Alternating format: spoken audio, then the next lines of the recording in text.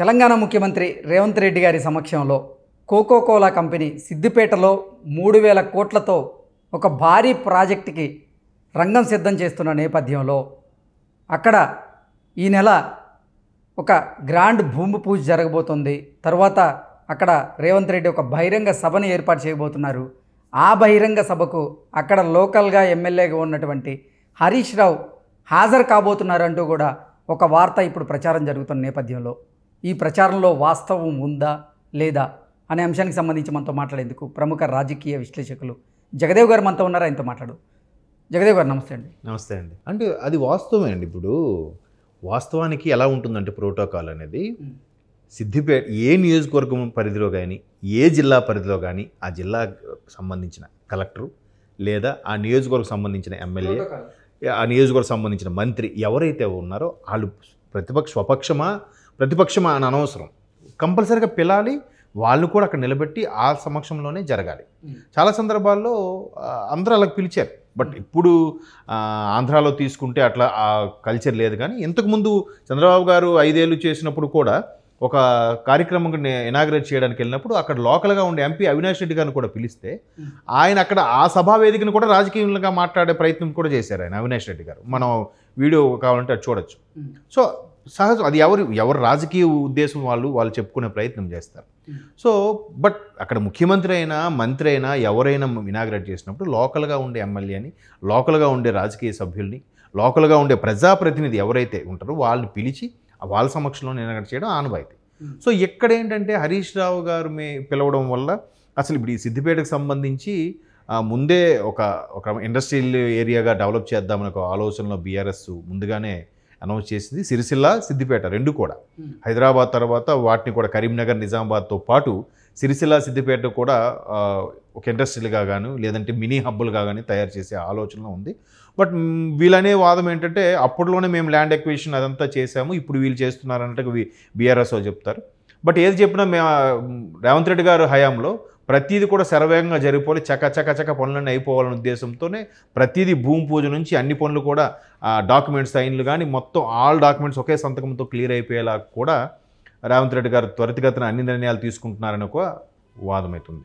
So ఇప్పుడు లోకల్గా ఉండే ఎమ్మెల్యే సిద్దిపేటకి హయ్యెస్ట్ మెజారిటీతో ఇప్పుడు గెలిచే ఎమ్మెల్యే గారు కాబట్టి హరీష్ రావు గారిని పిలాలి. అయితే ఇప్పుడు హరీష్ రావు గారిని వస్తున్నారు ఈ కార్యక్రమం కానీ దానికి ఎందుకు సందేహాలు వస్తున్నాయంటే ఈ మధ్యకాలంలో సోషల్ మీడియాలో చాలా రకాలుగా వార్తలు వినిపిస్తాయి. ఏంటంటే హరీష్ రావు గారు అనే వ్యక్తి బీఆర్ఎస్లో కేసీఆర్ గారి తర్వాత అత్యధిక ప్రజాదరణ ఉన్న వ్యక్తి అనే ఒక వాస్తవం కూడా అది. అయితే కేటీఆర్ గారా ఈయన అనే విషయానికి వస్తే కేటీఆర్ గారి కన్నా ఈయనకే ఎక్కువ ఆదరణ ఉంది, ఈయనకే ఎక్కువ మెజారిటీ కూడా ఉందని కూడా అనేవాళ్ళు కూడా లేకపోలేదు కదా. సో ఇప్పుడు ఈయన ఏంటంటే ఎలాగో బీఆర్ఎస్ పోయింది కాబట్టి ఇక్కడ గవర్నమెంట్ రాలేదు కాబట్టి ఈయన వెనక 15 నుంచి 20 మంది వరకు ఎమ్మెల్యేలు ఉన్నారు. ఈయన 20 మంది ఎమ్మెల్యేలతో అటు బీజేపీలోకి కానీ ఇటు కాంగ్రెస్లోకి కానీ వెళ్ళిపోయే అవకాశం ఉందని కూడా ఈ మధ్యకాలంలో సోషల్ మీడియాలో కొన్ని వార్తలు చక్కర్లు కొడుతున్నాయి, మీరు చూసే ఉంటారు. సో స్వయాన మేనల్లుడు మాజీ ముఖ్యమంత్రి కేసీఆర్ గారికి అలాగే పార్టీలో కూడా అందరికన్నా యాక్టివ్గా ఉండే పర్సన్, 2 సార్లు మంత్రిగా చేసిన వ్యక్తి, ఉద్యమం సమయంలో కూడా చాలా కీలకంగా ఉద్యమంలో పాల్గొన్న వ్యక్తి, ఇన్ని రకాలుగా ఎంతో ఉన్న వ్యక్తి ఒక్కసారిగా బీఆర్ఎస్ను విడిచి ఉద్యమం కోసమే పుట్టిన టీఆర్ఎస్ అలియాస్ బీఆర్ఎస్ పార్టీని విడిచి కాంగ్రెస్లోకి వెళ్ళరు, బీజేపీలోకి వెళ్ళరు అనే ఒకవైపు అభిమానులు కార్యకర్తలు అంటున్నా కూడా బట్ రాజకీయాల్లో ఏదైనా సాధ్యమే. రాజకీయాల్లో బళ్ళు వాడలు అవుతాయి, శత్రువులు మిత్రులు అవుతారు, మిత్రులు శత్రువులు అవుతారు. కాబట్టి హరీష్ రావు గారు కూడా అమిత్ షా లాంటి వ్యక్తులతో భేటీ అయ్యారని కూడా ఈ మధ్యకాలం మనం వార్తలు చూసాం, మీరు అబ్జర్వ్ చేస్తే.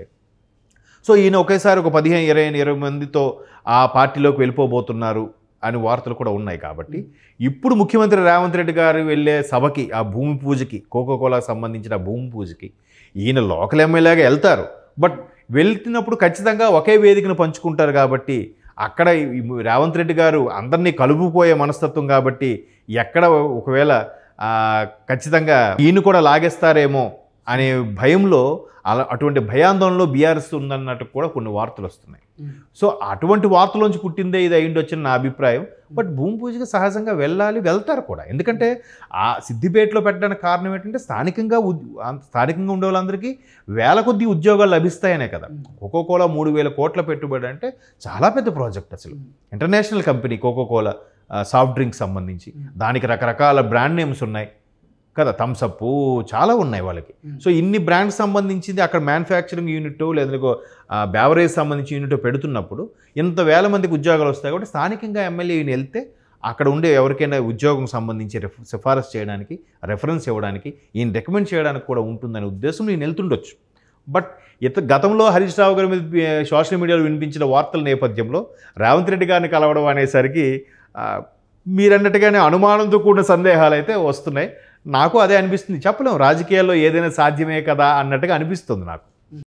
అంటే మామూలుగా అసలు ఆ నియోజకవర్గంలో ఏదైనా అభివృద్ధి కార్యక్రమాలు జరుగుతూ ఉంటే ఆ నియోజకవర్గానికి సంబంధించినటువంటి ఎమ్మెల్యేని పిలవడం అనేది ప్రోటోకాల్. అందులో భాగంగానే ఇప్పుడు కాంగ్రెస్ గవర్నమెంట్ కూడా హరీష్ రావు గారికి ఇన్విటేషన్ పంపించే అవకాశం ఉంది.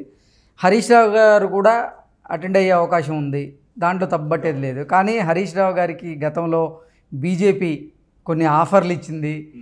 హరీష్ రావు గారితో ఒక 40 మంది ఎమ్మెల్యేలు దగ్గరగా ఉంటారు టచ్లో.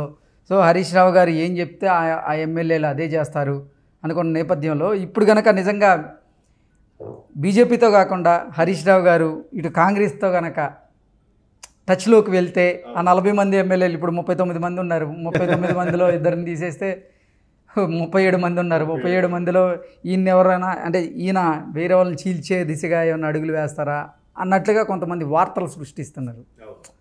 అందువల్ల ఇప్పుడు ఇది సర్వత్రా చర్చనీయాంశంగా మారిన నేపథ్యంలో అసలు ఏం జరగబోతుంది? ఆయన అటెండ్ అవుతారా? ఇన్ని వార్తల నేపథ్యంలో అటెండ్ అవుతారు. అక్కడ తప్పుకు దొరకకూడదు. ఎప్పుడైనా అసలు సిసలైన రాజకీయ నాయకులు ఎప్పుడు కూడా ప్రజల కోసము పనిచేస్తాము అంటారు కాబట్టి, ప్రజల కోసమే ఏ కార్యక్రమమైనా పాల్గొంటారు కాబట్టి అక్కడ అది అటెండ్ అయిన తర్వాత మీరు సరిగ్గా ఆ కార్యక్రమం చేయలేకపోయారు, ఇది చేయలేకపోయారు అని చెప్పి ప్రతిపక్షంగా దుయ్యబట్టచ్చు, వాళ్ళ మీద బురద జల్లే ప్రయత్నం చేయొచ్చు. అటెండ్ ఉండకూడదు, తప్పది. అటెండ్ అయిపోయి తర్వాత మీకు నచ్చితే అటుగా ప్రయాణించండి, నచ్చలేదా ఇలా విమర్శలు చేయండి, ఎటు వచ్చిన క్రెడిట్ మీకే. సో అందుకు అటెండ్ అవ్వకుండా ఉండడం చేయకూడదు. గతంలో అమరావతి ఓపెనింగ్ కూడా ప్రధానమంత్రి వచ్చినప్పుడు కూడా ప్రతిపక్ష నేతగా జగన్మోహన్ రెడ్డి గారికి ఇన్విటేషన్ పంపిస్తే ఆయన వెళ్ళి ప్రభుత్వం మీద దుయ్యబట్టాలి. సరిగ్గా చేయలేకపోయారు, ప్రధానమంత్రి లాంటి వ్యక్తి వస్తే మీరు చేసేది ఇదేనా అన్నట్టుగా బయటకు వచ్చి మాట్లాడాలి. కానీ అక్కడ మాత్రం పద్ధతిగా వెళ్ళి మేము అక్కడ కూడా గౌరవ మర్యాదలని స్వీకరించి ప్రతిపక్ష నేతగా అలా చేయాలి. కానీ పూర్తిగా వెళ్లకుండా అవాయిడ్ చేసి తర్వాత విమర్శించడం కరెక్ట్ కాదు. వెళ్తేనే ప్రజల్లో కూడా అబ్బా మన కోసం ఫైట్ చేయడానికైనా వెళ్ళాడరా, మన కోసం ఉద్యోగాలు సంపాదించుకోసం వెళ్ళాడరా అనే గుడ్ విల్ వస్తుంది. కాబట్టి వెళ్తే అన్ని ఫేవర్గా అనుకూలిస్తే ఆయన ఇష్టం, కాంగ్రెస్ వైపు బీజేపీ వైపు వెళ్ళనివ్వండి. నచ్చలేదా బయటకు వచ్చి విమర్శ చేయమనండి. అది ప్రోటోకాల్, ఇది కూడా ఒక భాగం. Okay sir, thank you so much. Thank you.